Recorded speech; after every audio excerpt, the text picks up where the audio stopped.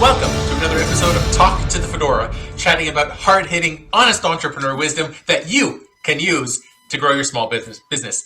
My name is Jarrod Goldsmith from eSAX Networking and Sax Appeal Productions, and today we're very pleased to be welcoming entrepreneur Glenn Schmelzle of Data-Based Marketer on our segment today. Glenn combines a marketer's instincts, an analyst's discipline, and a storyteller's voice. He teaches, creates content, and shows companies how to turn data into new customers.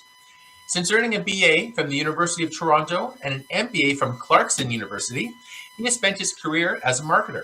From 2013 to 2023, Glenn owned a marketing analytics agency that managed millions in media spend, optimizing client performances using both human experts and an automated data analysis.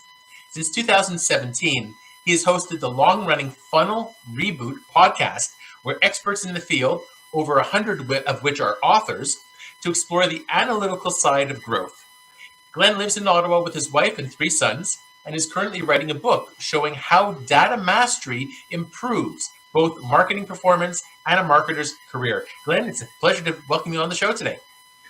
Hey, thank you so much for having me here, Jarrod, and thank you for the very warm introduction. Oh, thank you. So, Glenn, you said that you live in Ottawa. Are you currently calling in from then? Yes. What part of town are you in? I'm in Canada. Oh, okay, the other end of me.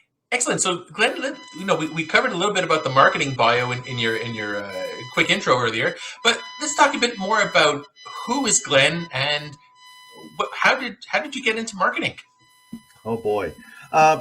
So, for relevance for the listeners here, the need to grow anything is imperative. You have to have, if you're going to be an entrepreneur, you have to have something that people want and that gives them value. And I will actually say some of the work that I had been doing in school and alongside of some really smart classmates, frankly, a lot smarter than me, people who were good at sciences and engineering and math, and I would notice what they did, and they came up with some really cool stuff. But as I made it out of school and into the workplace and worked with even people who were doing programming, I realized that could all be for naught if you don't have a way to find the people who are going to pay for that and get value out of it. So yeah, I chose to do that, and I had some lucky bounces where I was thrown into sales situations and had to do some sales, and that's where I realized it's as important a piece as actually having a product or a skill that you have, which is technical and that you can do. If you haven't, figured out how to express to the buyer what that is, or figure out ways to scale that up, if you have a product that needs many people to buy it for you to make a living, it's all for naught. Yeah, I mean, we heard all the time people have a wonderful product or service, and especially these days, they don't know how to get that across to sign clients or have clients find them. Yeah. Very tough problem. Oh, yes. These days, I mean, everybody says, I'll make some Facebook posts, or, I'm going to get famous that way. Well, usually a lot more difficult than that. Sure is. So, Glenn, who would resonate with your story the most, those who are watching today? I mean, I'm hoping that people who are, first off, committed themselves and are betting on themselves to be able to provide something and bring it out into the world that other people need. I often talk about like the old desert island, and for any who, let's say took a high school course on business or civics or even economics, we can all kind of get this very shrunk down version of the world where we have a couple of people around, and you know how to get the coconuts out of the tree. I know how to go and catch some small game. Somebody else knows how to make the fire, and together we can kind of figure that out. And I know there's 8 billion people on the planet, but my simple mind just takes that model and says you have to figure out how to work in that model. None of us wear our own clothes that we've made. None of us eat the food that we have grown. So we all have to figure out, how am I going to get someone else to understand what I'm doing? And there are a lot of people who will, grab a 9 to 5, and maybe this is a sideline for them, or they have fully committed to making something and providing for themselves off of that. And if they're willing to do that, I say to them, yes, it can be done, provided you use that little desert island mindset and get a very clear vision in your head of how you're going to get what you do across to somebody else who needs it, so that they can give you the money with which, you buy what you need. Yes, absolutely. Well said. I know that you have an MBA, but did you always want to be an entrepreneur? Where did the concept of entrepreneurship come to you? No. And I think this is something that a lot of people learn growing up, is you first start to live the life that others tell you you should live. Yeah. And that works up until you realize it may not align with the life that you want to live. So, yeah, long story short, I was, I went through school, got the compulsory and desired credentials to go work in corporate. So I worked in corporate and ran marketing for several, small to mid-sized companies. But after being out of school for, more than a decade and having reached that point, I was noticing that I had to spend a lot of time in performance reviews and budgeting meetings and planning and administrative sessions. Yeah. And it was taking me away from the craft that I enjoyed, which was, actually fixing marketing problems, fixing sales problems, getting growth going. So I decided to switch into a new mode where I would offer those services into several different companies. And I started by trying to do it with a very small startup. And I wanted to work with them for, let's say a year. Well, the timing wasn't good. It was 2008. And so halfway through that year, they came to me as the Great Recession was really getting going. And they said, we're out of money. We can't use you anymore. As a matter of fact, we're putting a padlock on the door. So, well, if I wanted to provide marketing services as an entrepreneur, I better get started on that right now. Yes. So I offered that for a while and did some, quick learning on all the other aspects of running a business that formerly there had been people at other desks that did those things. And, so I certainly know what listeners who have had to figure all that out go through. And yet, after a few years of doing that, I felt confident enough. And once I found a particular niche that I wanted to provide marketing services in, I then decided, well, I think I can form a full-blown agency to do this and get that company going. And as your intro said, I did that for a decade. Well, you know what, Glenn, I love hearing your story because unlike many people, you're talking about how, we don't make our own clothes, we don't make our fire anymore and all that. But you help people learn how to fish versus fishing for them. Yeah. There's a big difference there. There is, and it's not the easiest in marketing for this reason. And I'm not telling people that, whatever technical specialty they're in, that's easy. It's all hard. However, the world of marketing is such that we have it's ballooned into this large number of providers, particularly platforms. You mentioned Facebook earlier. Yeah. Google is another. And these platforms have a very good hold, one might say a stranglehold on people's attention. And so they stand in between us and our customers. And like trolls on a bridge, they want to extract their fee for us to be able to reach them. Yeah.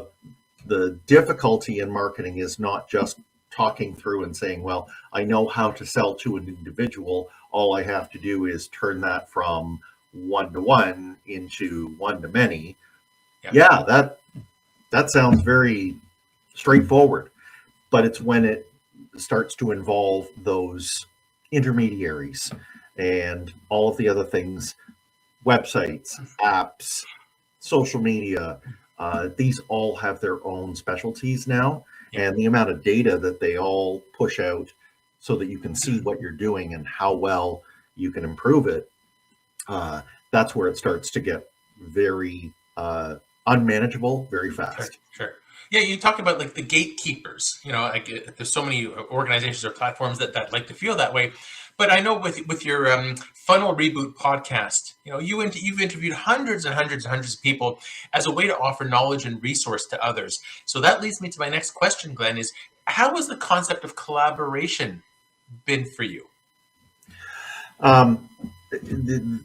Thank you for giving it such a euphemistic word. I would say all that Funnel Reboot has had, what it started as was just me acknowledging I don't know a lot in this field, and I'm just willing to put my hand up and say I don't know the answer. And that sounds maybe paradoxical, because I guess we are taught that if you're going to sell yourself as the expert on something, then you have to have all the answers. There's a great line in a movie that I heard once. If people ever saw, it was with Matthew McConaughey and Harvey Keitel, and they're in a submarine, and Matthew McConaughey is the young captain. He's actually promoted because the captain dies, but he's the captain of the boat, and some craziness happened, and he sits down afterwards with Harvey Keitel, his first officer, and the captain had, in that situation, uttered the words, "I don't know what to do." And the first officer is confiding in him, and he says, the captain can never say that. The captain always knows what to do, whether he does or not. And I know that feeling, but I'm willing to say, I don't know what to do right here. The field is moving so fast. The technology is galloping, and I want to know what's happening. So what I'm going to tell you is, if you are in that situation, resist the urge to bottle it and just only learn for yourself. You actually will do better with your audience if you learn out in the open. If you let them see you sweat, let them see you try to figure things out. Yeah. They'll respect you for that. They won't disrespect you. So the way you approach it, Glenn, it's kind of, would you call that like an open source of knowledge to help other people go through your journey? Yeah, I think so. There's work that must be done. Like anyone who is producing content knows that there's the time where you think and create and maybe reflect on, the knowledge that you're coming up with, and then you make it consumable for people. And in something like Funnel Reboot, it means that when I'm talking to an author of a book, I have to read the book. And so you're learning as well, right? And so multiply that by 100, because that's how many book interviews have happened. That's a rather arduous process, but if that's what it takes to get to the information, then so be it. And I figure that a person who needs to know this stuff, they may eventually get to a book, but that takes whatever, 8-10 hours a crack. Yeah. How about they get, half an hour, 45 minutes for some of the best insights out of that book and the person who, not only put 8 to 10 hours into it, they put hundreds of hours into it. And if we count their experience that caused them to sit down and spend hundreds of hours, we're talking thousands or tens of thousands of hours. So you're helping people save time, save money, and learn the actual crux of the book. Yeah, that's great. That's what it's all about. So Glenn, you love sharing knowledge and helping other people learn such skills. So that brings me to my question about mentorship or coaching. Did you ever have a coach or mentor? I did, and I strongly recommend it. I've had a few, and each of them at specific times told me what I needed to know. I think it's important to find someone who's willing to appreciate the good things that you do, but who can also give you that stern talking to that you need. They have to find a way to help you reorient yourself. I often think we go along in our own, inner monologue, and we'll pose a question and we'll say, I have to go solve that. Oftentimes that question it mangles the situation out there. We're sometimes letting our ego force fit, what we're doing. But we aren't actually even playing the game right. And I think sometimes when an outsider comes and mentors you, really what they're able to do is just say, okay, you look like you're spinning your wheels, and I think it's because you aren't looking at this situation the right way. Can you reframe the question or the problem that you're trying to solve? And that gets you unstuck oftentimes. You're not going to do what they say exactly, but if they help get you unstuck, you're probably going to at least ask a slightly better question, which gives you a chance to maybe reverse that small, but what could be a very bad problem. And if it's an unaddressed problem in your business, it might be an irrecoverable problem. Sure. Right. Would you suggest that finding a mentor in the field that you're in, or maybe someone external with new eyes? Yeah, frankly, the opposite. Try to find somebody who doesn't know your field that well. They have the detachment that allows them, I think, to ask those questions. Now, you're going to draw on more than one person. So there will be times where if you require someone who, let's say you're in a field where there's some key players and you just can't get anywhere without, let's say, locking down a distribution deal or something with them. Okay, obviously talk with a person who knows the players. But for general, things like go to market and strategy, try to find someone who can just provide that outsider view. I often talk about we don't realize that each of us is in a jar, and that jar is obviously the what we're really focused on achieving, and the information that our poor little brains can absorb from everything that's going on outside. So we kind of work in a jar, and that's fine. You need to stay focused. However, you can't read the label on the jar if you are inside the jar. And somebody who's outside can easily look at it and go, "Oh, I see what you're doing. You're worrying about something that's not really a problem." That's what the label says. Well, that's a good way to put it. I mean, so let's say somebody's been in business for a while. They're thinking of finding a mentor. How does one go about finding a mentor? Yeah. We're, I suppose, blessed a little bit, and I've had the superb opportunity of working with some of the ecosystem players. So if we're speaking specifically of Ottawa, then we should talk about some of the programs that the likes of Invest Ottawa provide. If you're into specific areas like technology, for healthcare, the local hospitals, the local accelerators that are around. Yeah. I've had the privilege of working with some like LSpark. These are great places to go and find people who've been there, who know more than you do, but who can provide that objectivity. If we, broaden it within, let's say, even a Canadian context, every major city, if we, head down the road to Kingston, there's Launch Lab. If we go to Montreal, there's District 3. There are lots of places around that can provide us with the help. And sometimes even if these are things that you need to have a little bit of, let's say, backing or proof points behind.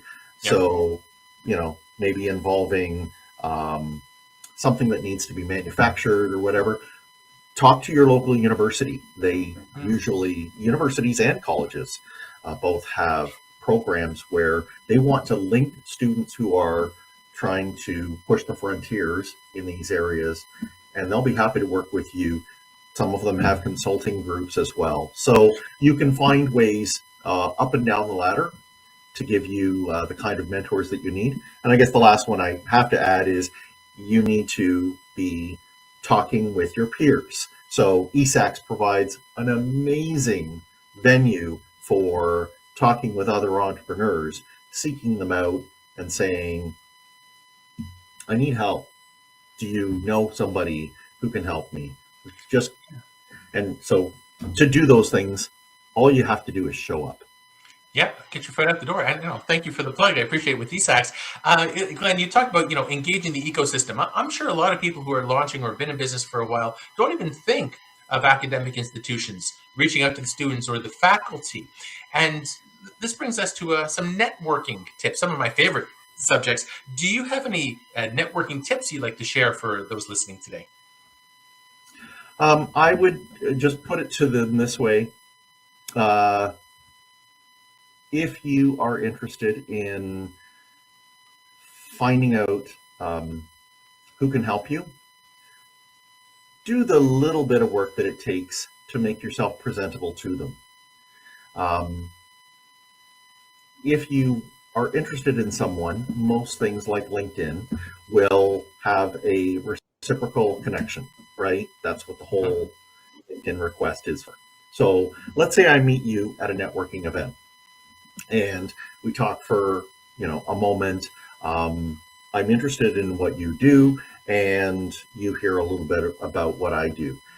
That in-person image of me has a digital twin, okay? And that digital twin is my profile on whatever platform we're talking, but let's say LinkedIn.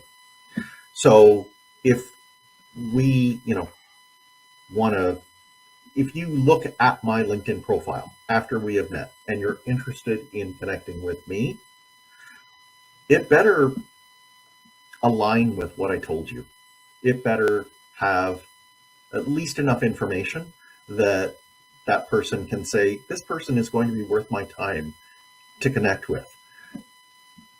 Oh yeah, I mean, it adds that. Well, when you first meet somebody, it's that little bit of credibility. But then, if they're going to think of doing business with you, especially in your case, they're going to probably Google your name or your company name, and check out your social medias, and it should all bring together. I mean, some call that branding. That trust factor, that Right.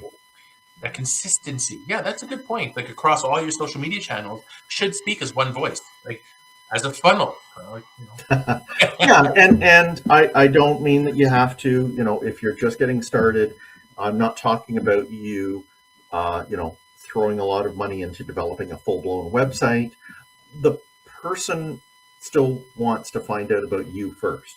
So you can explain, and you can have things on your profile that say, coming soon, or that can point somebody to, let's say, a book a call with me page instead of a website. But there has to be kind of like a breadcrumb trail, and that breadcrumb trail has to be somewhat congruent with what you're saying when you meet people in person.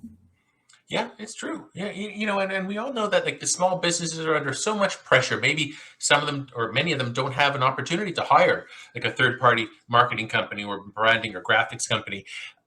So this brings us to talking about time management for small business. Do you have any thoughts or wisdom you'd like to share about time management?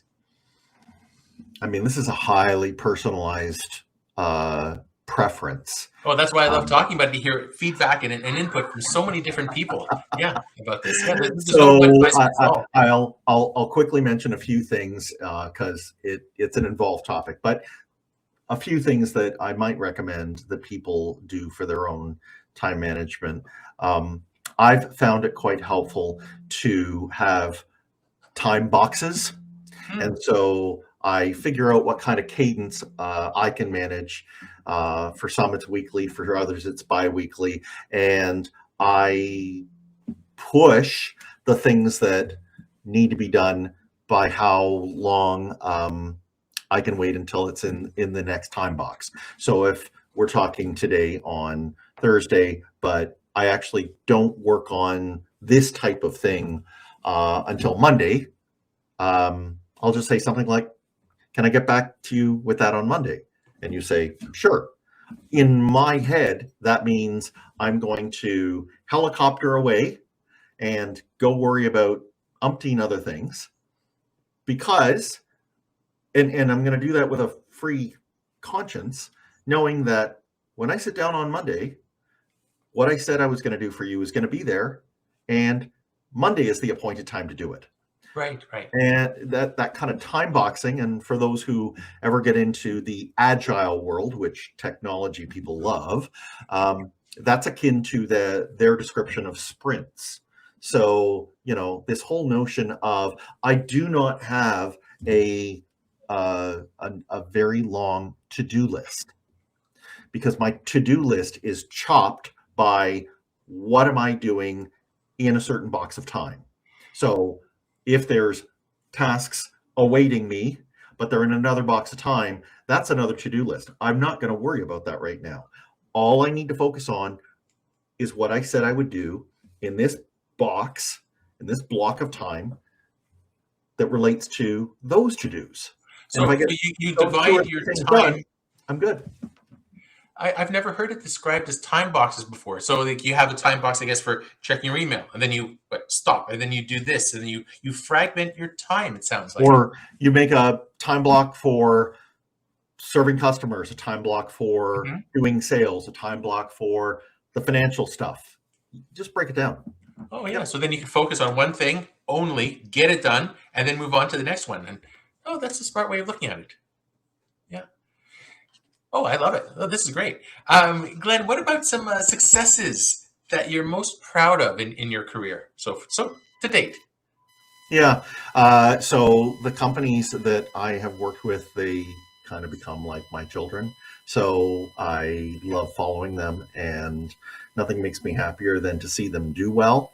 I've always had this notion that giving other companies, like you said, the ability to fish, is something that I can do for them, and that steps beyond whatever monetary reward they give me for the piece that I do. So I like to feel like, yes, I get a win out of it, but they get a much bigger win, and that's fine because I know what they had to do, the commitment they had to make to be able to bring their idea into the world.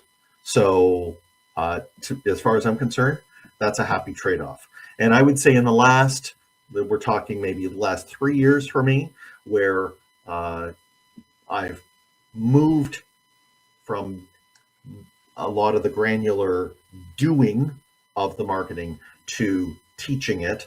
For me, that's just like hyper scaled it, where I now can see and provide at scale the kind of help that people are going to be able to, if they're ready to DIY, that they can go ahead Yeah. and run with and get, most of the benefit of full-blown services, but they can do it without waiting for somebody or necessarily paying for it.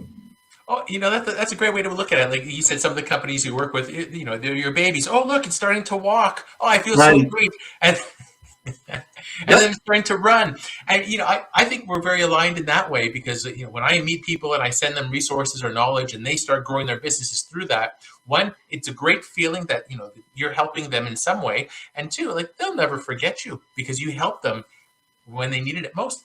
In many cases, near the beginning. Yes. Yeah. Oh, very, very, very smart.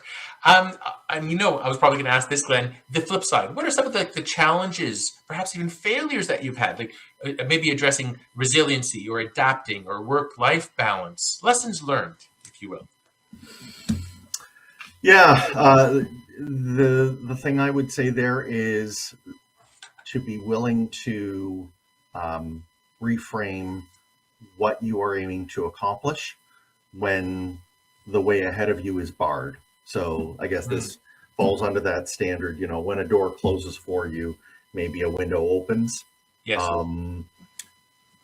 We, of course, everyone had the pandemic happen, and that had a large impact on my ability to do what I was doing, and the ability to meet people and get them interested in services in the first place was very compromised. But the opportunity then shifted into seeing how things like virtual events. So I know you know something about this, but also the systems that you need to be able to manage having multiple conversations by email or DMs on social. So, I found that I was able to get quite good at not only getting that marketing automation in place, but then I found that some people that I was working with wanted me to show them how to do it. Yes. And that spurred even more interest in managing the data that all of this stuff pumps out. And that's where I was able to get deeper into the systems that can give you analytics on your marketing. And that has led to some new services that I now offer. So you never know where these things are going to lead, but you have to be willing to move forward in some direction, even if it's not straight ahead of you. Yeah. No, that's really true. So let's talk a little bit non-work, Glenn. What do you do outside of work? Like some hobbies that you might have. I mean, I like asking this question, especially in networking, because everybody's there, they're for the business and business. But when you really get to know people outside of business, I think that's where the relationships really start. Yeah, and I'm fortunate in that I've pushed a few of those things together. So I enjoy hanging out with other people, that I could say are in our tribe, right? So that may be we go to there are regular events, you know them and I know them in Ottawa here, where you can watch pitches happening and give people a chance. It's like almost like a stand-up evening, but it's for entrepreneurs. So, if I'm there sitting in the audience with a couple of friends and we're cheering on some entrepreneur, that's a good thing for me. But, I'm pretty much a normal guy when it comes to the stuff that I'm doing outside. It's family stuff. It's, walking the dog. It's giving a hand to my sons who are now growing up with, the kind of things that they need as they're getting their lives up and going. So, yeah, I'm finding a fairly good blend of the stuff. And, I'm not going to lie, the reading that I talked about doing for the podcast, I'm a sucker for reading in my spare time too. Well, that continuous knowledge learning is really important, and like you said, to keep on top of everything, you can't. But how do you learn from others? Well, you start a podcast and you call it Funnel Reboot. It's great. Exactly. That's right. Yeah, Glenn, where do you want to be? Let's say in 3 to 5 years. How do you see you moving forward? You mentioned in the introduction that I'm writing a book, and I have massive respect for anyone who has undertaken that as I go through the throes of it. So I want that book to be in the world. You already mentioned that I am a data-based marketer. I like to consider myself that. That's the name of the book, The Data-Based Marketer. So when that is out, I will be telling anybody who will listen about what they can do to make better decisions based on data. I want to be taking what I've been blessed with, many years of accumulating information, and again, crunching it down so that people can get just, the distilled version, the things I need to know right now to help me. I'm going to be, I would say in the next 2-3 years, there's going to be workshops, there's going to be private trainings, there's going to be mentoring offered that all relates to doing that. And that's my way of trying to widen the impact that one can have versus just serving, one entity at a time. Yeah, well, I look forward to hearing more about that. Maybe having you back on a future segment once the book is published. I'd be glad to. Yeah, excellent. So, Glenn, we're coming to the end of our segment. Is there something that we've touched upon, or you'd like to elaborate further? Maybe some closing words of wisdom. I'm going to urge people to consider finding a way to keep their learning diet full. Learning diet. Oh, that's a good one. As part of your nutritious diet, I'm going to urge people to go find, that book or that podcast that nourishes you, and don't do it once and stop. Get yourself onto, the next and the next. Ask yourself, what could you benefit from next? And to me, books are amazing because they are possibly a lifetime worth of wisdom condensed into something that you can pretty quickly absorb and then turn into your next move. And it's been said before, but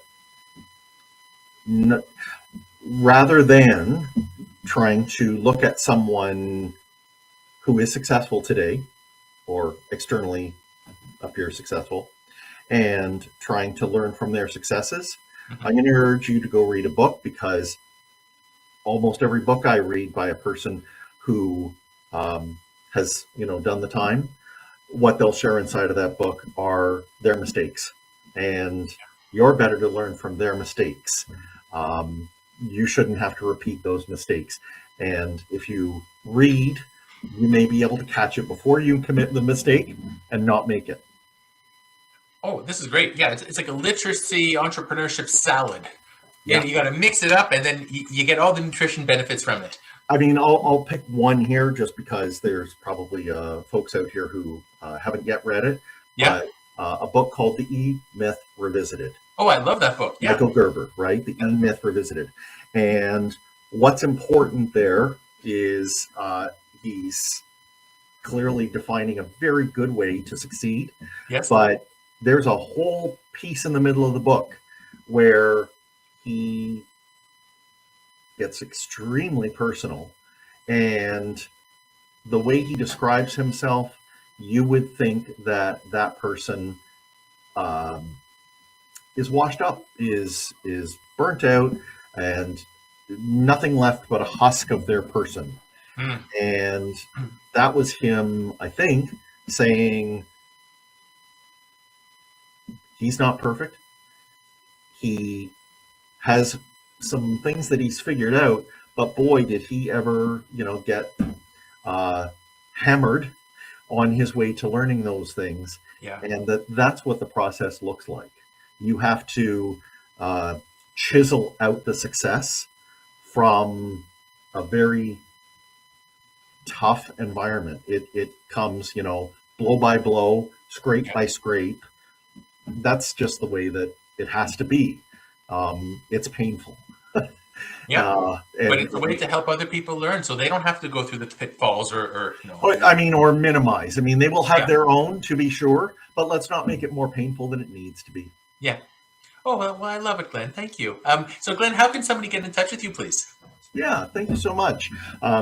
We've mentioned the podcast. If they, find that they want to learn go-to-market techniques and how they can be measured better, funnelreboot.com, or it's on any of the players and YouTube and Spotify and such. If they want to learn more about me, the best probably social place where they can connect with me is on LinkedIn.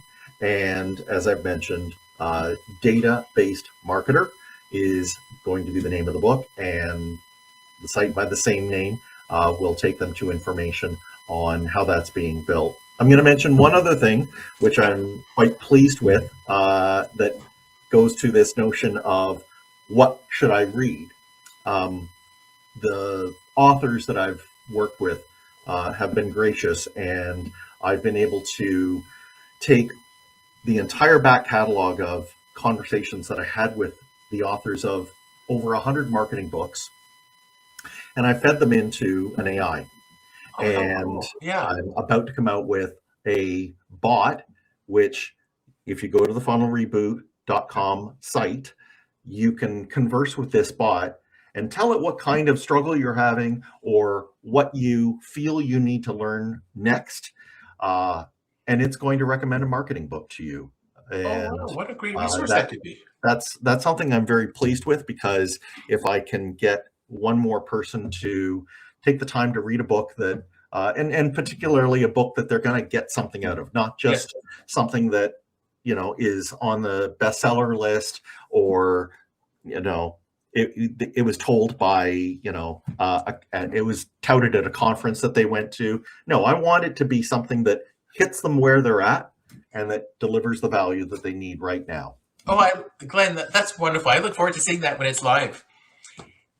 So, Glenn, thank you very much. I'd like to thank entrepreneurial leader Glenn Schmelzle of Data-Based Marketer and the Funnel Reboot podcast on this episode of Talk to the Fedora. We hope that this segment has provided some wisdom that you can use to grow your small business. So be sure to subscribe and check out the eSAX YouTube channel for over 700 videos across multiple playlists for additional great entrepreneurial content. Glenn, thank you so much for your time today. Thank you so much, Jarrod. Thanks for watching. For more great entrepreneur networking tips, subscribe to our eSAX YouTube channel, because eSAX makes networking work.